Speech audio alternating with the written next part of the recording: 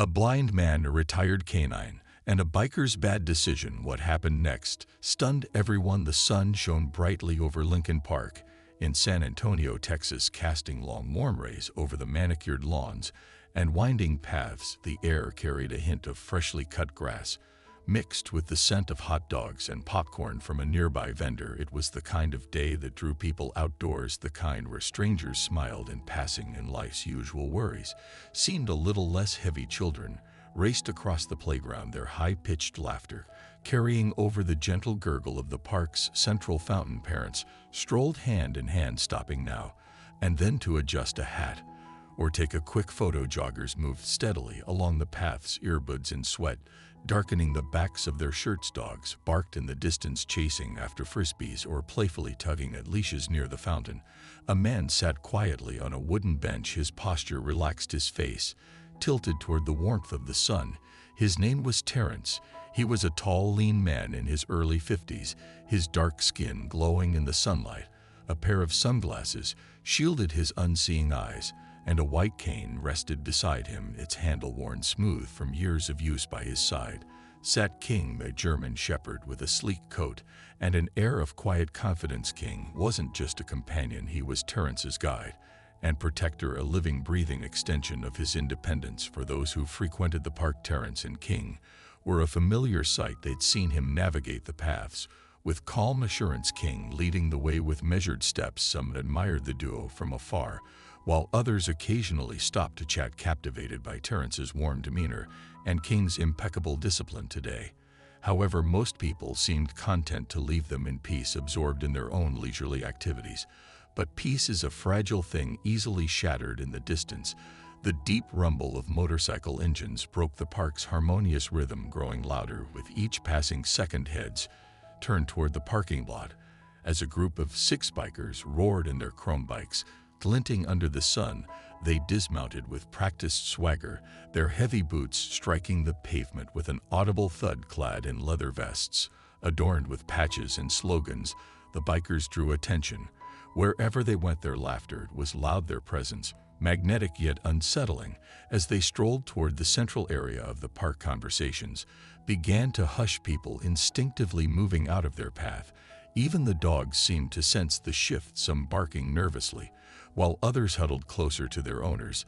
The leader of the group, a tall, broad-shouldered man with a grizzled beard and piercing eyes, scanned the park as if it were his personal domain. His gaze landed on Terrence and King. A smirk crept across his face, a subtle yet unmistakable sign of trouble brewing. Terrence, oblivious to the approaching group, remained seated, his hand resting gently on King's head. The German shepherd, however, was alert, his ears twitched, his sharp eyes tracking the bikers as they drew closer. King's body was still, but his presence was charged, like a coiled spring waiting for the right moment to release. The bikers came to a halt near the benches, their loud banter cutting through the park's once gentle atmosphere. A few parkgoers glanced nervously in their direction before hurriedly looking away, pretending to focus on their conversations or phones.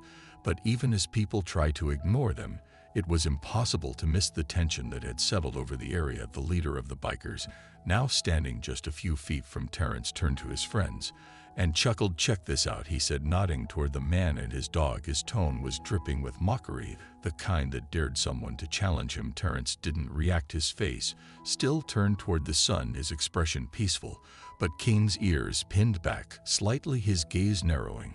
He could sense the change, the brewing conflict that his owner couldn't see. And as the bikers' laughter echoed through the park, it was clear to anyone paying attention that this was no ordinary afternoon. Trouble was coming, and it was heading straight for Terrence and King. Terrence had always been a man of quiet strength, a trait forged through years of challenges that would have broken most people. Losing his sight in his mid-30s after a devastating car accident was a turning point in his life, but not one that defined it. Instead, it became the moment he chose to adapt, to persevere, and to live with purpose. Navigating a world built for sighted people wasn't easy. Terrence had faced his share of obstacles, from simple inconveniences to blatant moments of discrimination. But through it all, he carried himself with dignity. He was the kind of person who turned heads not because of his blindness, but because of the calm confidence he exuded. His guide dog, King, had become his anchor in this new chapter of life. A retired canine king wasn't just a service animal.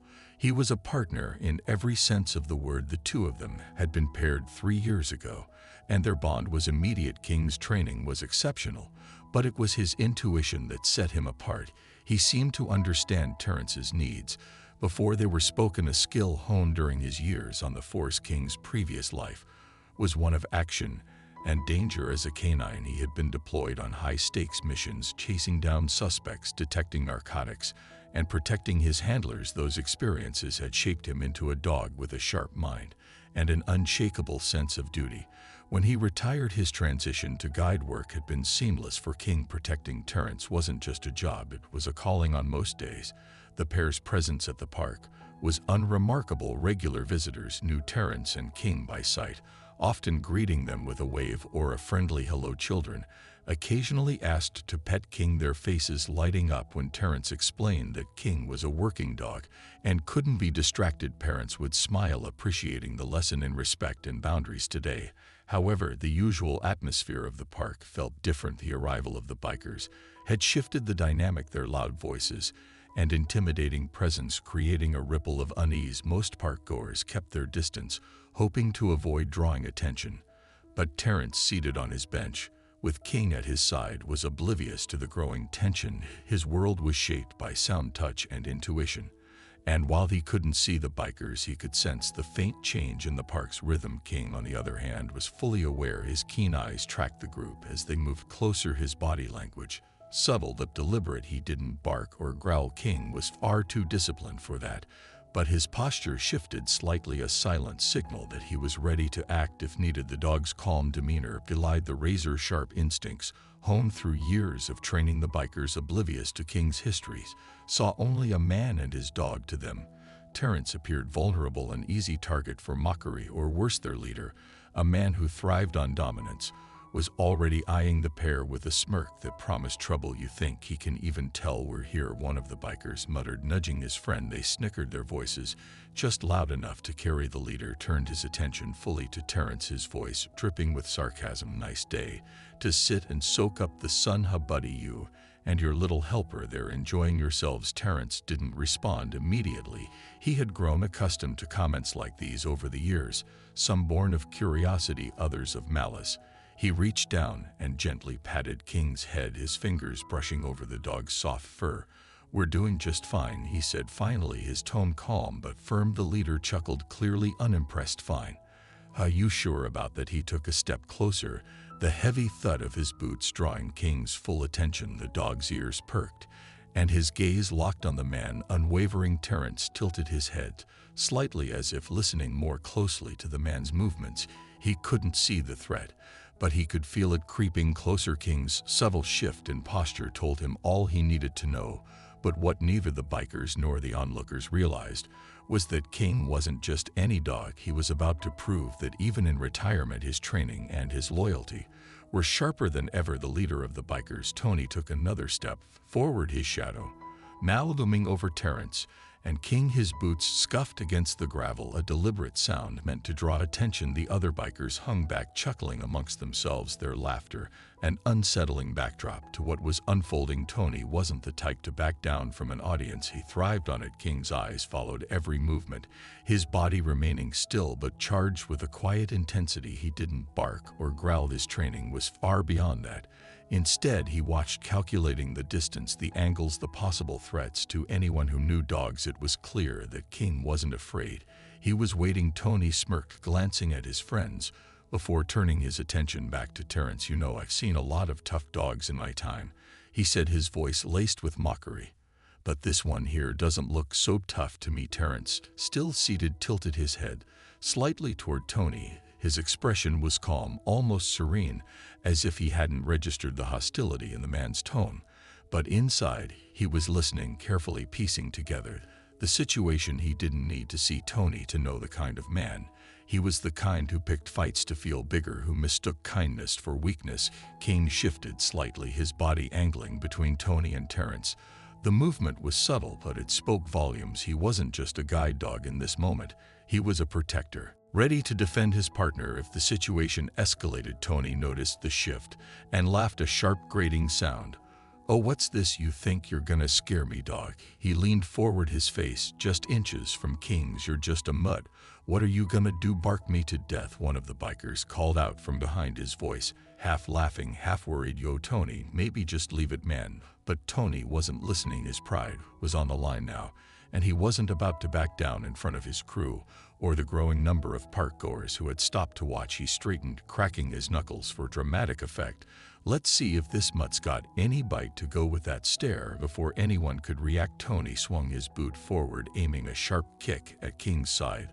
The blow connected, the sound of leather against fur echoing across the now silent park. King staggered back a step, his body absorbing the impact. For a split second there was no movement, no sound, just a tense electric stillness, as everyone waited to see what would happen next. Then, like a switch flipping, King's demeanor changed. His body lowered slightly, muscles coiling, his eyes locking onto Tony with a precision that sent a chill through anyone watching. A low rumbling growl emanated from deep within his chest, not wild or uncontrolled, but deliberate and measured. It wasn't a warning, it was a promise. Terrence's voice cut through the air, sharp and commanding. King Hold. The German Shepherd froze mid-motion, his growl fading into silence. His body remained tense, every fiber of his being ready to act. But he obeyed. His training was flawless, his loyalty unwavering. Tony, who had been smirking just seconds earlier, now looked visibly shaken. He stumbled back a step, his confidence faltering. What kind of dog is this?" Terrence stood slowly, using his cane to steady himself. His face remained calm, but his voice carried an edge that hadn't been there before. "This isn't just any dog," he said, each word deliberate, "and you just made the biggest mistake of your life."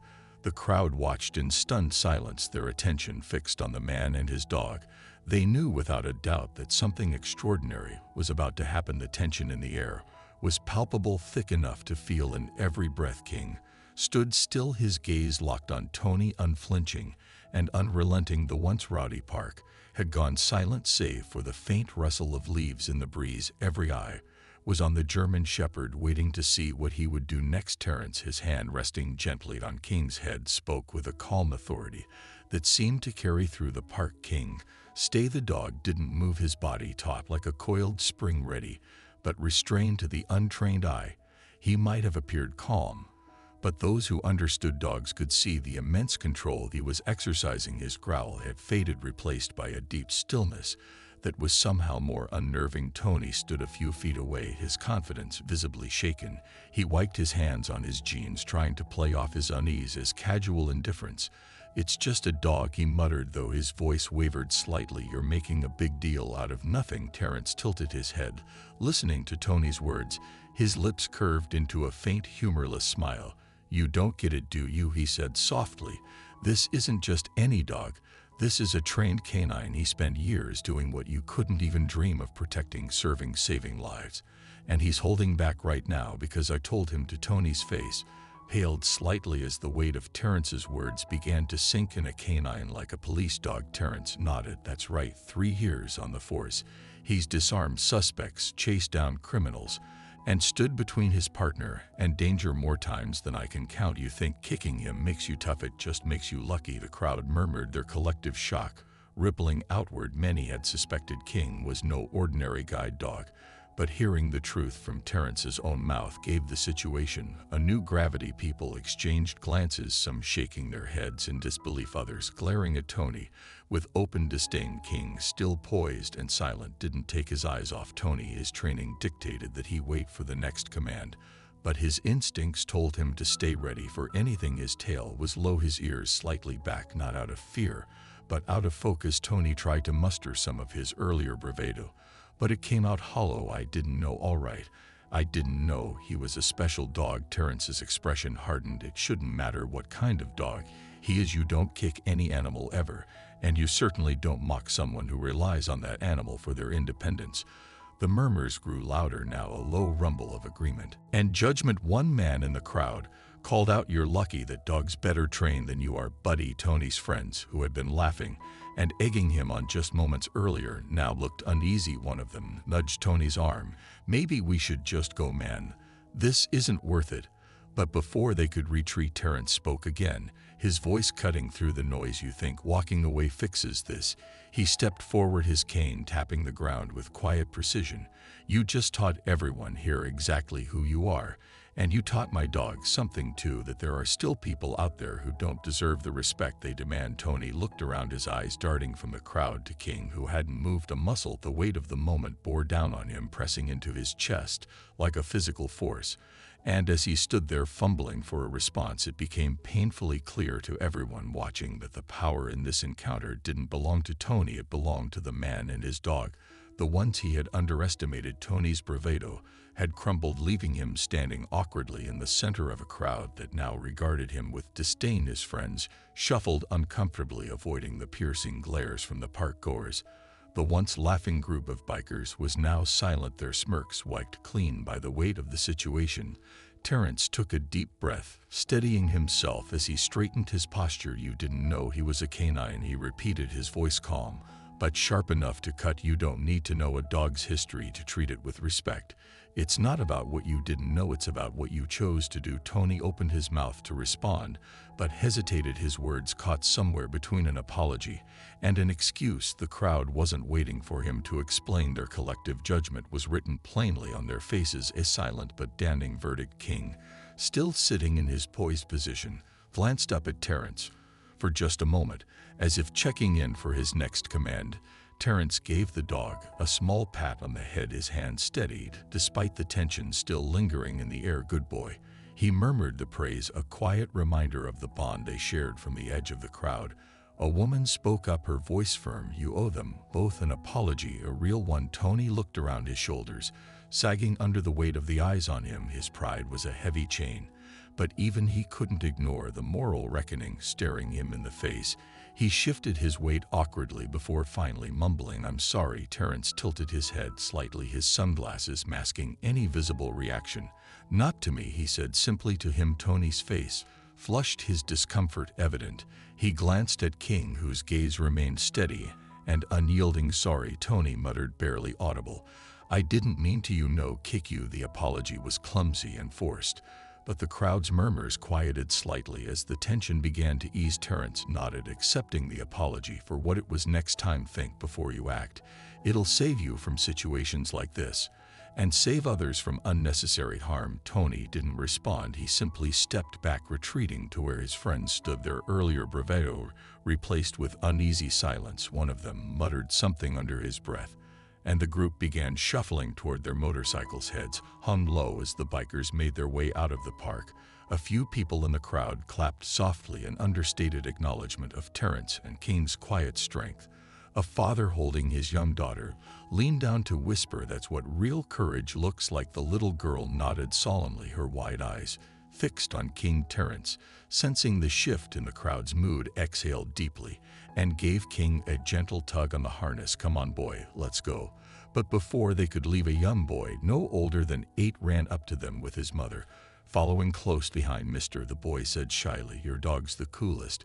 Is he okay? Terrence smiled, his expression softening. He's more than okay, he's my partner, and he knows how to handle people like that. The boy grinned, then glanced at his mother, who nodded encouragingly. Can I pet him? Terrence chuckled lightly. Not today, kiddo. King's still on duty, but thank you for asking. The boy nodded, his admiration shining in his eyes as he watched King walk beside Terrence toward the park's exit. Around them, the murmurs of the crowd began to fade as people returned to their picnics, dogs, and conversations. But the memory of what they had witnessed lingered, a quiet reminder of the power of respect and restraint. As Terrence and King disappeared down the winding path, the lesson they left behind wasn't just about a dog or a blind man. It was about standing firm in the face of disrespect and treating every being, human or animal, with the dignity they deserve. As Terrence and King walked away from the park, the crowd slowly dispersed, but the weight of what they had witnessed lingered. Parents exchanged quiet words with their children, using the moment as an opportunity to teach kindness and respect. Dog owners patted their own companions with newfound appreciation.